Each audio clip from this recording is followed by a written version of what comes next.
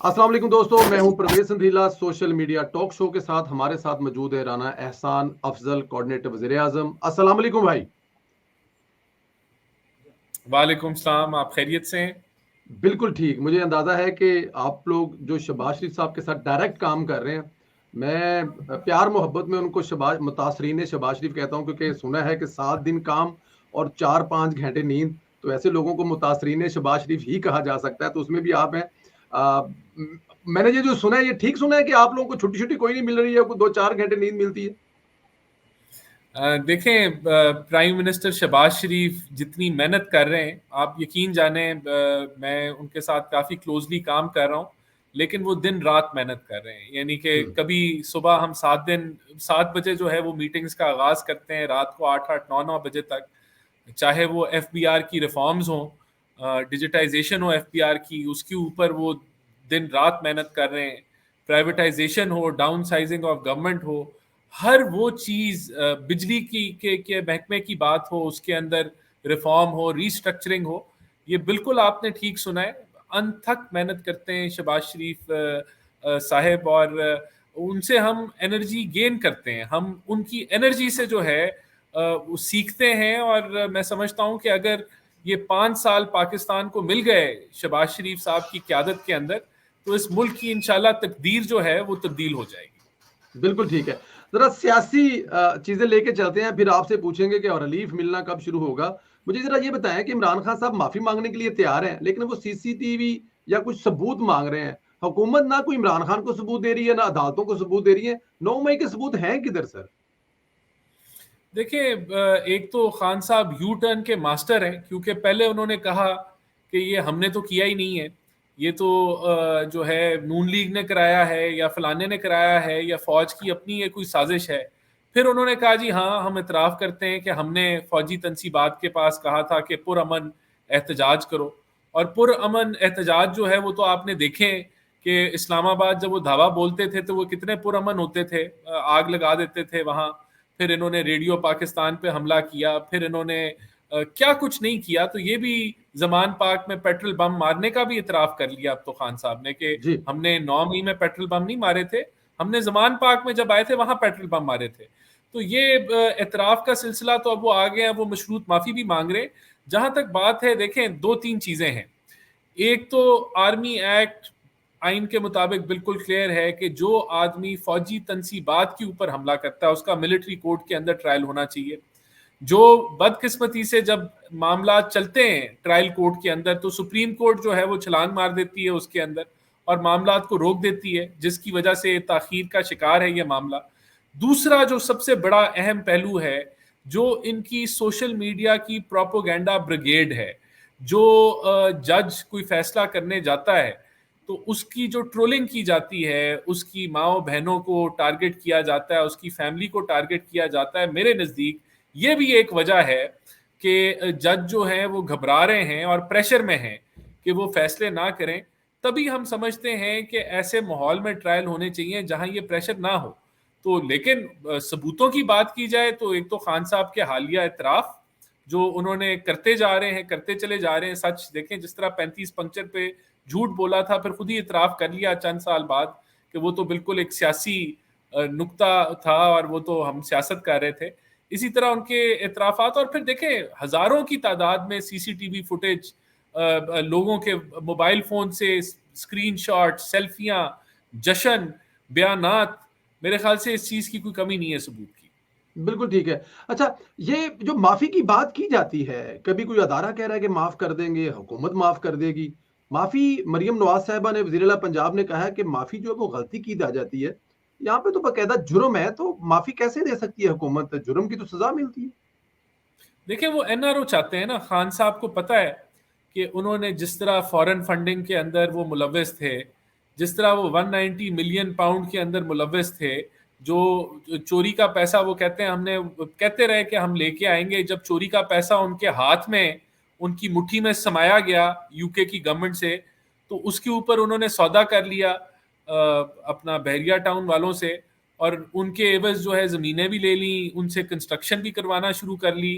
तो ये मामलात, फिर 9 मई के मामलात, तो उनको एनआरओ की जरूरत है, वो एनआरओ चाहते हैं, उनको लगता है कि माफी मांग के एनआरओ मिल जाएगा। लेकिन आपने बिल्कुल दुरुस्त फरमाया परवेज साहब कि माफी तो अखलाकी तौर पे मिल सकती है, लेकिन अगर आपने क्राइम कमिट किया है और आपने कोई जुर्म किया है तो वो तो आइन और कानून के मुताबिक ही आगे उससे बढ़ेंगे। उसके अंदर तो कानून और आइन के अंदर माफी की गुंजाइश तो नहीं है। अगर आपने कोई गुनाह किया है, कोई क्राइम कमिट किया, तो आपको सजा मिलनी चाहिए कानून के मुताबिक। सजा मिलनी चाहिए, ठीक है। ये तरमीमी बिल लेके आए हैं आप लोग, सदर ने भी साइन कर दिए हैं, वो बन गया कानून।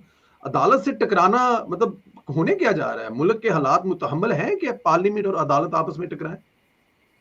देखिए, पार्लियामेंट का काम एक ही काम है कि उसने कानून साजी करनी है। पार्लियामेंट वहाँ जो है कोई तालियां बजाने के लिए वो पार्लियामेंट नहीं है। कानून साजी के लिए ही पार्लियामेंट बनाई जाती है। जो ट्राइकोटमी ऑफ पावर है, उसके अंदर जो लेजिस्लेचर है उसका एक डिफाइंड रोल है, और लेजिस्लेशन करना, कानून साजी करना बुनियादी मकसद है। तो जो ये अभी आई है इलेक्शन एक्ट में, जो तरामीम आई है, पहली बात तो ये क्योंकि तरामीम नहीं है, जो पुराना कानून था उसी को दोहराया गया है। यानी कि आप ये समझ लें कि जो जो जो कानून और आइन का सबक था उसको याद करवाया गया है कि कानून और आइन जो है वो ये कह रहा है, और उसको एक तरीके से कह लें री किया गया है, या उसको हाईलाइट किया गया है कि इस सबक को मत भूलें, इस सबक से आगे पीछे ना हो। अब अदालतों का क्या काम है? अदालतों का काम है आइन की तशरीह करना। अदालतों का काम आइन को अमेंड करना नहीं है। अदालतों का काम आइन को क्रिएट करना नहीं है। अदालतों का काम आइन को रीराइट करना नहीं है। और जब अदालतों ने ये काम किया है तो मुल्क को बेइंतहाशा नुकसान पहुंचा है। जिस तरह 63A की जो तशरीह उन्होंने की, उससे, जब ये पीडीएम की हुकूमत थी, उससे मुल्क में एक फसाद पैदा हुआ, पॉलिटिकल इंस्टेबिलिटी आई, माशी नुकसान हुआ। अभी भी देखें, बात यह है कि बहुत सारी, मैं कोई लॉयर नहीं हूं लेकिन बड़ी सादा सी बात है कि ये कानून है कि आप फ्लोर क्रॉसिंग नहीं कर सकते। अगर आपने एक हल्फनामा जमा करा के आपने पार्टी में शमूलियत हासिल कर ली है, तो फिर ये नहीं हो सकता कि अब आपको सुप्रीम कोर्ट कह रही है कि अब आप SIFC से PTI में चले जाएं। तो ये सारी चीजें, फिर आपने अगर टिकट नहीं जमा कराया, आपने टिकट नहीं जमा कराया तो कैसे तस्लीम कर दिया जाए कि आप PTI के कैंडिडेट हैं? और अगर इसी तरह ही आइन की आपने धज्जियां उड़ानी है तो देखें, कोई कोई ये असेंबली नहीं लड़ाई कर रही। जो आइन से बढ़ के अपना काम कर रहा है, आइन में जो डिफाइंड रोल है उससे बढ़ के काम कर रहा है, और वो आइन को रीराइट कर रहा है, वहां मसला है। असेंबली ने तो एक बड़ी सादा सी जो है वो लेजिस्लेशन की है और याद दहानी कराई है कि ऑलरेडी एग्जिस्टिंग कानून क्या है। और ये जो कहते हैं ना रेट्रोस्पेक्टिव है ये, और ये जी, रेट्रोस्पेक्टिव नहीं होना चाहिए भाई। बात ये कि ये तो, या तो ये नया कानून हो तो हम इसको रेट्रोस्पेक्टिव की बात की गई है, लेकिन ये तो पुराना कानून है, तो वो तो पहले से ही लागू है। पहले से लागू है, नया कानून नहीं है। लेकिन चले, सुप्रीम कोर्ट ने फैसला दिया, और कहा यह जा रहा है सादे लफ्जों में, अगर देसी जुबान में बोला जाए तो पार्लियामेंट ने कहा ये ऐसे नहीं मानना है। तो अब आप लोगों का जो फैसला अगर सुप्रीम कोर्ट ने फिर नहीं माना, तो क्या इसके लिए कोई हिकमत अमली तैयार है पार्लियामेंट के पास? देखिए, पार्लियामेंट सुप्रीम है। पार्लियामेंट एक कह लें कि जो ट्राइकोटमी ऑफ पावर है, जिसमें एग्जेक्टिव, लेजिस्लेचर और ये जुडिशरी होती है, उसमें माँ का किरदार है पार्लियामेंट का। तो मेरे ख्याल से जो एग्जेक्टिव है वो पार्लियामेंट के मुताबिक चलेगी, और उसी को ही जो है वो कानून के ताबे है सुप्रीम कोर्ट, आइन के ताबे है सुप्रीम कोर्ट। तो अगर वो इस मामले को समझें तो मेरे ख्याल से तसादम नहीं होना चाहिए। तसादम अगर किया गया तो वो पार्लियामेंट की तरफ से नहीं होगा, क्योंकि आइन के अंदर पार्लियामेंट जो है वो सोवरन भी है, सुप्रीम भी है। बिल्कुल ठीक है। राणा साहब, बड़ी कानूनी कार्रवाइयां होंगी, पेचीदगियां होंगी इमरान खान साहब को फ्रिज देने में, लेकिन वजीर आजम साहब या कोई हुकूमती वजीर अपनी जेब से कोई स्पेशल बजट बनाकर वो फ्रिज दे दे तो खान साहब का मसला, लड़ाई तो खत्म हो जाएगी। तो इतना कितना बड़ा ये जो फ्रिज वाला मसला है, मतलब ये भी तो होता है ना कि खुदा ना करे, चले वजीर आजम साहब को कुर्सी नहीं दी थी नमाज पढ़ने के लिए जब वो इमरान खान साहब के मेहमान थे, लेकिन वजीर आजम साहब तो एक स्पेशल एक्सेप्ट ले सकते हैं ना स्टेप, ले जी जनाब फ्रिज मेरी तरफ से गिफ्ट होगी आपको। देखिए, बात ये कि वो एक, मैं उसको अभी चर्सी तो नहीं कहूंगा, लेकिन एक वो ड्रग्स के अंदर एक आदमी पकड़ा गया, तो उसके लॉयर ने पिटीशन दायर की है कि जो सहूलियात खान साहब को मिली हैं वो मुझे भी दी जाएं। तो बात यह है कि खान साहब तो बात करते थे कि मैं एसी छीन और लूंगा। राणा साहब वो बंदा जमानत लेके चला गया, जज साहब ने हंस के जमानत दे भी दी थी उस बंदे को। तो खान साहब तो एसी छीनने वाले में से थे कि मैं एसी भी छीन लूंगा। तो अब ये बड़ी ताज्जुब की बात है कि वो खाना भी उनको देसी मुर्गी का मिलता है, एक्सरसाइज की मशीनें भी मिली हुई हैं, जेल का साइज भी काफी अच्छा खासा है, चहलकदमी की भी इजाजत है। अब वो फ्रिज की भी दरखास्त आ गई है। तो खान साहब याद करते होंगे कि उनका रवैया खुद जो है ऑपोजिशन के ऊपर, जब वो जाली हीरोइन के केस बनाते थे और जिस तरीके से बिस्तरा भी नहीं देते थे, मंजी भी नहीं देते थे, गद्दा भी नहीं देते थे और फर्श पे सुलाते थे ऑपोजिशन के रहनुमाओं को, तो आज इतनी आसाइशें उनको मिल रही हैं। हिपोक्रेट तो वो पहले से ही थे, यू टर्न के मास्टर भी थे, लेकिन अब अमली तौर पे उनको ये अवाम को भी बताया जा रहा है कि वो कितने जो हैं वो नाजुक हैं और कितने वो जो है मेरिट जो दूसरों पे लागू करते थे वो अपने ऊपर क्या आसानियां जो है वो चाहते हैं। देखिए राणा साहब, बड़े लाइट मूड में ये जो अच्छा खाना खाने वाला होता है ना, उसको अंदाजा होता है कि उसकी देसी मुर्गी भुना हुआ गोश्त पड़ा वो खराब हो जाए। चले, हाथ हल्का रखिएगा। अब जरा ये बताएं कि वफाक जो है हमारा हाथ वो, तो हल्का है, हमारा हाथ हल्का है। अच्छा जी, अच्छा जी, चलो हाथ हल्का है तो फिर वो देसी घ्यो दा ते देसी मुर्गी का ख्याल रखें आप। ये जो खैबर पख्तूनख्वा वाले वो इतराज कर रहे हैं कि वफाक हमसे कोई खास ताउन नहीं कर रहा, तो मैं जरा इस चीज का फायदा लूंगा। आप शहबाज साहब के नजदीक हैं, वज़ीर आज़म के नजदीक हैं, प्राइम मिनिस्टर में बैठते हैं, काम करते हैं, आपसे बेहतर कौन बता सकता है आप लोग ताउन नहीं कर रहे, और अगर कर रहे हैं तो क्या ताउन किया आपने पिछले 4 महीने में? देखें, असल मसला ये है कि ये जो जमात है ये प्रोपेगेंडा पे चलती है। 11-12 साल से ये हुकूमत में है, केपीके में, और इनको अगर मैं कहूँ कि आइन के मुताबिक, एनएफसी अवार्ड के मुताबिक, इनको अपनी आबादी के लिहाज से हिस्सा तो मिलता ही है जो इनका बनता है, और वो हर महीने अकाउंट सेटल होता है, जो एफपीआर की कलेक्शन है जो इनका हिस्सा बनता है इनको मिलता रहता है। तो उसके अलावा इनको 1% एनएफसी अवार्ड में इजाफी मिलता है, जो कि पिछले 10 सालों के अंदर, या पता नहीं उससे कम, शायद 8 से 10 सालों के अंदर 600 अरब की अमाउंट बनती है जो इनको इजाफी मिली कि ये टेररिज्म का और दहशतगर्दी का मुकाबला करें। अब आप इनकी हालात देख लें कि जो काउंटर टेररिज्म डिपार्टमेंट है जो सूबे के नीचे आता है वो इन्होंने डेवलप ही नहीं किया, और वो पैसा जो मखसूस इस मकसद के लिए मिला था वो पता नहीं है कहाँ आगे पीछे इन्होंने कर दिया या कहाँ लगा दिया, या वो जो सुनामी इन्होंने बिलियन ट्री सुनामी था उसमें इन्होंने झोंक दिया जेबों में। अब अल्लाह जानता है, इसकी तहकीक होनी चाहिए, लेकिन बात यह है कि वो काउंटर टेररिज्म के ऊपर नहीं लगा, और वो जो कोई बेहतरी सीटीडी में आई वो पीडीएम के दौर में आई, उसको सेटअप किया गया, बेहतर किया गया। तो ये लोग अपनी नालायकी को छुपाने के लिए अब ये कहते हैं कि जी हमें फलाना हिस्सा नहीं मिल रहा, ये नहीं मिल रहा। इनसे सिर्फ ये पूछें कि जब पीटीआई की हुकूमत थी, जेड़ा हिस्सा तुसी मांग रहे हो तद मिल गया सी तुहानू? जब वो तब भी नहीं मिला, या तब भी वो कोई पेंडेंसी थी, तो उसकी वजूहात हैं कि बहुत सारी वजूहात हैं, मुल्क के माशी हालात हैं, और उस तरह के हिस्से और लोगों को भी नहीं मिले। तो आप तो जो आपका शेयर बनता है एनएफसी अवार्ड के मुताबिक वो तो मिलता है आपको, हर महीने सेटल होता है अकाउंट। तो ये वो बहाने हैं, ये वो मिसमैनेजमेंट है जिसके पीछे वो, इन इल्जामात के पीछे वो ये छुपाते हैं अपने आप को और प्रोपेगेंडा की सियासत करते हैं।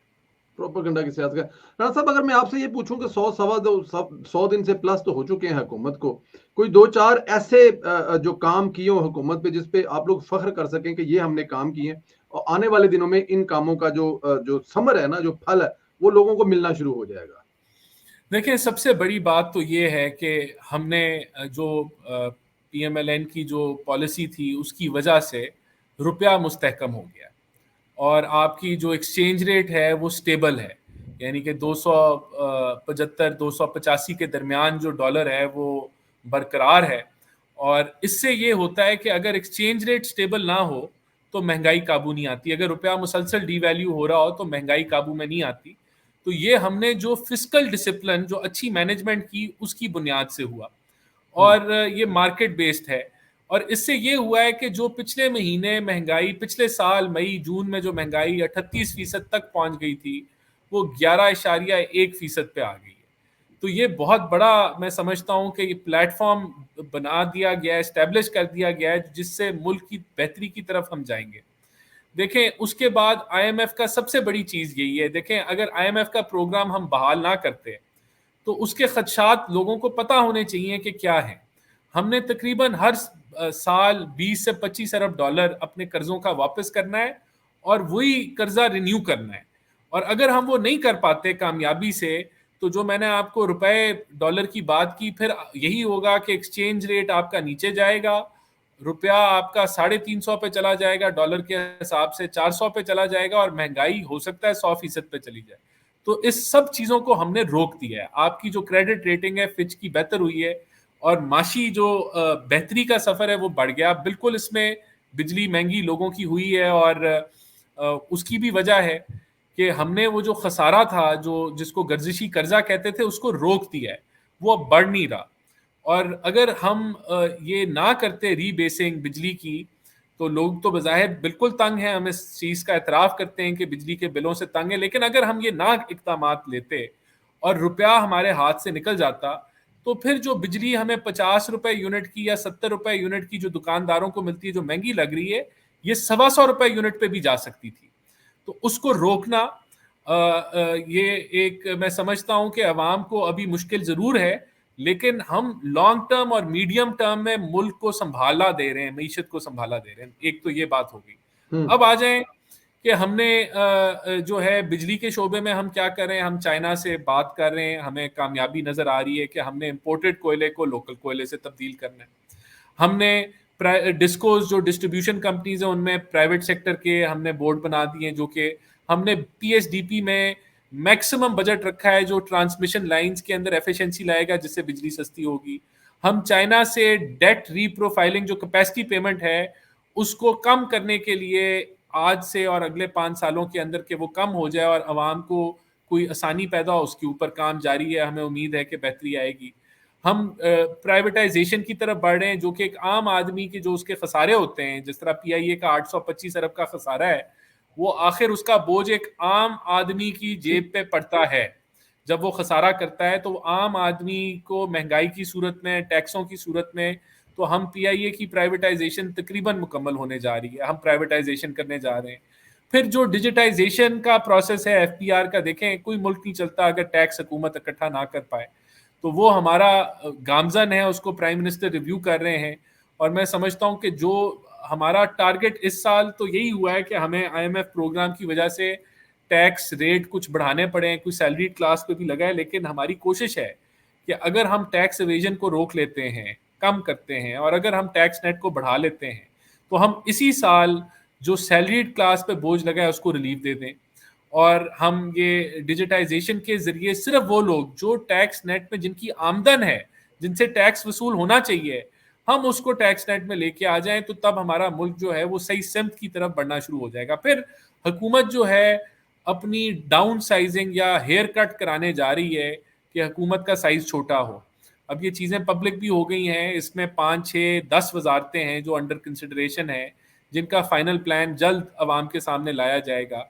उसके अलावा 70 से 100 अदारा है जिसको हुकूमत जो है वो ख़त्म या मर्ज करने जा रही है। तो ये सारे वो शॉर्ट टर्म इक़दामात हैं कि जिससे मैं समझता हूँ, देखें बात ये है कि अगर आपने अवाम को मसनूई रिलीफ देना है, मिसाल के तौर पे अभी जमात इस्लामी कह रही है कि 200 से 500 यूनिट वालों को 50% उनका बिल कर दें। मेरा दिल करता है उनको 70% उनको डिस्काउंट दे दें, लेकिन उसके लिए 600 रुपया दरकार है। अगर हम 600 रुपया का और खसारा करते हैं और वो हम डिस्काउंट देते हैं, तो वो अवाम को सूद समेत वापस करना होगा।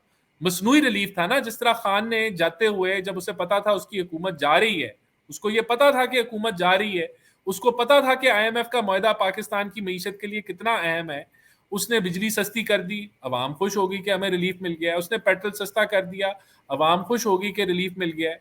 लेकिन उसकी वजह से आईएमएफ का मुआहदा खत्म हो गया और मुल्क के अंदर महंगाई का तूफान आया, रुपया आपका डिवैल्यू हो गया, और फिर आपको बिजली जितनी उसने सस्ती की उससे 4 गुना और महंगी करनी पड़ी।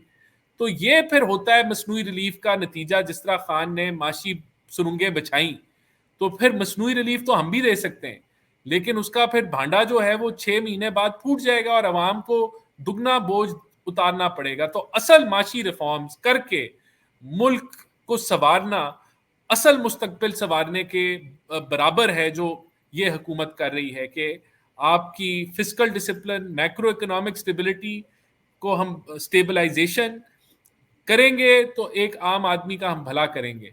मसनूई रिलीफ देंगे तो आम आदमी के साथ हम फ्रॉड करेंगे। हमने खान की तरह फ्रॉड नहीं करना। हमने मुल्क को इंशाल्लाह 1 से 2 सालों में आम आदमी के लिए उसकी आमदन इस काबिल करनी है कि वो बोझ उठा सके, अपना माहाना बजट अपना आसानी से पूरा कर सके। बिल्कुल ठीक है। मुझे अंदाजा है आपके वक्त का भी, लेकिन जी, मुझे जरा, हाँ जी, जी उस्मान साहब। जी, जी, जी, अच्छा, मुझे आपके वक़्त का एहसास है, आपने मीटिंग में जाना है, बट मुझे ज़रा ये सादे लफ्ज़ों में बताइएगा, मतलब कि वो जो टेक्निकल वर्ड है उससे निकल कर, ये जो आईपीपीज़ है, ऐसा कहा जा रहा है डिजिटल मीडिया पे, सोशल मीडिया पे, कि जो आने वाला इनकलाब है, या जिस तरह बांग्लादेश में हुआ है, ये पाकिस्तान में होगा तो इसकी वजह आईपीपीज़ होंगे। और ये साथ में कहा जाता है कि बहुत सारे ऐसे लोग हैं जिनको बगैर कोई कुछ यूनिट बिजली का दिए भी कोई अरबों रुपया दिया जा रहा है। इसमें कितनी हकीकत है, अगर सादे लफ्जों में लोगों को बता सके, समझा सके? देखिए सबसे पहले तो हमें पता होना चाहिए कि कैपेसिटी पेमेंट क्या है। ठीक है। कैपेसिटी पेमेंट ऐसे है कि अगर आप एक डैम बनाते हैं जी। और डैम से टरबाइनों से बिजली बनती है तो उस बिजली की कीमत 1 रुपए से भी कम होती है। ठीक लेकिन है। जो डैम के ऊपर कर्जा आपने लिया है, जो डैम के ऊपर आपके जो माहाना अखराजात हैं, जो सैलरीज हैं, वो तो बिजली डैम ने बनानी है 3-4 महीने, जो बरसात के होते हैं, मानसून के होते हैं, जब बिजली पिघलती है तो उसकी किस्तें तो तब भी जानी है जब बिजली नहीं बन रही, तो उसको कैपेसिटी पेमेंट कहते हैं। तो ये ठीक है बात कि ऐसे प्लांट मौजूद हैं कि जिनको पेमेंट जाती है जब वो प्लांट नहीं चलते, लेकिन जब वो गर्मियों में प्लांट चल रहे, अगर वो ना वो उस मद में पेमेंट होती है हम्म। जो उनकी फाइनेंसिंग कॉस्ट है, उस मद में पेमेंट होती है जो उनकी ऑपरेशन एंड मेंटेनेंस की कॉस्ट है। तो अगर ये वाकई ऐसा था तो 4 साल जो पीटीआई की हुकूमत थी उसमें ये मुआहदे को रद्द कर देते, तब तो इन्होंने थोड़े बहुत मुआहदे रीनिगोशिएट किए, उससे कोई इतना फर्क नहीं पड़ा। हम भी रीनिगोशिएट कर रहे हैं। मैंने शुरू में ही आपको बता दिया कि हम चाइना के साथ डेट रीप्रोफाइलिंग पे भी बात कर रहे हैं। लेकिन ये कहना कि ये असल मसला ये है कि सीपेक लगना था, सीपेक के अंदर जो फेज 1 था वो तो हम 13 से 18 में रिकॉर्ड स्पीड पे कर लिया, जो इंफ्रास्ट्रक्चर डेवलप होना था। फिर उसके बाद फेज था इंडस्ट्रियलाइजेशन का, 2019 में इंडस्ट्री लगनी थी, 20 में इंडस्ट्री लगनी थी, 21, 22, 23 में इंडस्ट्री लगनी थी। तो इंडस्ट्री नहीं लगी क्योंकि सीपेक पे तो इन्होंने करप्शन के इल्जाम लगा दिए, चाइनीज को तो इन्होंने नाराज कर दिया। वो इंडस्ट्रियलाइजेशन जो है वो कौड़ी की भी नहीं हुई। तो अगर वो इंडस्ट्रियलाइजेशन हो जाती जिसको पीटीआई ने तबाह किया तो ये कैपेसिटी पेमेंट आपको महसूस ही नहीं होनी थी। तो असल चीज तो ये माशी जो है वो खेला गया। फिर दूसरी चीज इन्होंने क्या किया, पीटीआई ने, कि आईएमएफ के मुआहदे में ताखीर से गए, रुपया डिवैल्यू हुआ, फिर जाते हुए आपको मैंने कहानी बता दी। तो ज्यादातर कैपेसिटी पेमेंट तो रुपए की डिवैल्यूएशन की वजह से बढ़ी है। तो ये जो इकोनॉमिक मिसमैनेजमेंट जो 4 साल हुई पीटीआई की, अगर हमारा वो तसलसल चलता रहता मियां नवाज शरीफ वाला, तो ये कभी भी आज हम कैपेसिटी पेमेंट के इतने बड़े मसले में ना पड़े होते, इस मुल्क में इंडस्ट्रियलाइजेशन होती, मुल्क तरक्की के साथ आगे बढ़ता। तो अभी हम इन कैपेसिटी पेमेंट्स को देखें, अब वो एजाज गौहर साहब हैं, वो तमाशा लगाते जी। हैं बहुत जी। ज्यादा। उनसे पूछे तुसी नींद दी गोलियां खाइयां हुई सी जदों तुसी इंटीरियर के वजीर से गए, जब जब आपके पास इक्तदार था, आप पावर में थे, तो तब तो आपने नींद की गोलियां खाई हुई थी आईपीपीज के हवाले से, आपने चूं भी नहीं की। तो अब आप जब इक्तदार से बाहर निकल रहे हैं तो अब आपके पास बड़ी तजावीज आ गई। भाई उसमें से 1% तजावीज तो आप अपना लेते हैं ना। तो ये टोपी ड्रामे करके देखें, बात ये है कि बांग्लादेश में इनकलाब जो है वो बड़ा अच्छा सब कुछ सुनाई देता है, लेकिन अगर ऐसा इनकलाब आए कि जो है उस इनकलाब के बाद डॉलर जो है वो 500 पे चला जाए और जो यूनिट है वो 70 रुपए या 50 रुपए का 200 पे चला जाए, तो ऐसे इनकलाब से तो कोशिश करें आप बच जाएं।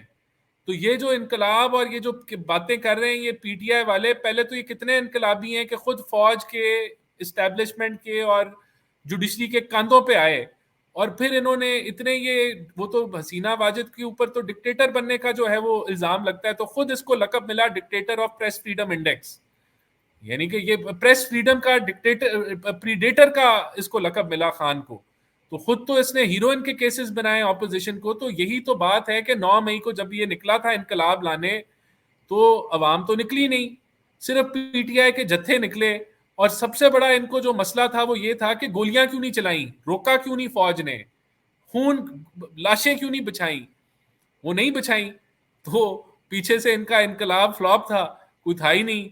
वो सारे पकड़े गए जो फौजी तनसीबात पे यक वक्त हमलावर हो रहे थे। तो देखें, मेरे ख्याल से हमें जो बांग्लादेश से कंपैरिजन है और जो इनकलाब की बातें हैं, इनकलाब ये है कि आप मईशत को ठीक कर दें जो हम लेके आ रहे हैं।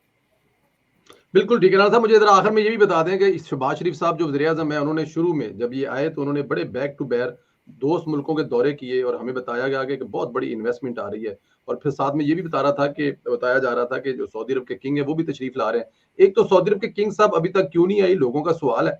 और दूसरा ये जो इन्वेस्टमेंट के बारे में कहा गया था कि बहुत बड़ी इन्वेस्टमेंट आ रही दोस्त मुल्कों से, क्या वो आनी शुरू हो गई है? उसमें कोई अभी तक कोई रुकावट है या वो कब तक शुरू होगी? देखें, बात यह है कि कर्जा तो फौरन आ जाता है, ठीक इन्वेस्टमेंट है। इतनी जल्दी नहीं आती। इन्वेस्टमेंट की उन्होंने हमें बता दिया है कि हम इतने इतने अरब डॉलर इस मुल्क में इन्वेस्ट करना चाहते हैं। अब इन 4 माह में हमने इंटरनेशनल कंसल्टेंट हायर किए हैं कि वो उन प्रोजेक्ट्स पे काम करें कि जिस पे इन्वेस्टमेंट पाकिस्तान को मिल सकती है। उन प्रोजेक्ट्स को तैयार करना पड़ता है ना, उन राइट। प्रोजेक्ट्स की प्री फीजिबिलिटी, उनको बैंकेबल बनाना। कि एक अगर ये प्रोजेक्ट है, हम उनको जुबानी बताएं कि भाई हमारी ये रिफाइनरी है, इसमें आप 2 अरब डॉलर डाल दें, तो वो ऐसे तो 2 अरब डॉलर नहीं डालेंगे ना।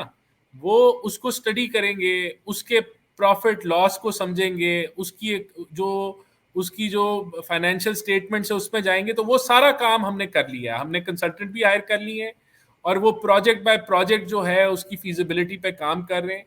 और इंशाल्लाह ताला जिस इन्वेस्टमेंट का इंडिया शहबाज शरीफ साहब ने दिया था, जब ये प्रोजेक्ट्स रेडी हो जाएंगे तो बिल्कुल वो दौरे भी होंगे और वो इन्वेस्टमेंट भी आएगी।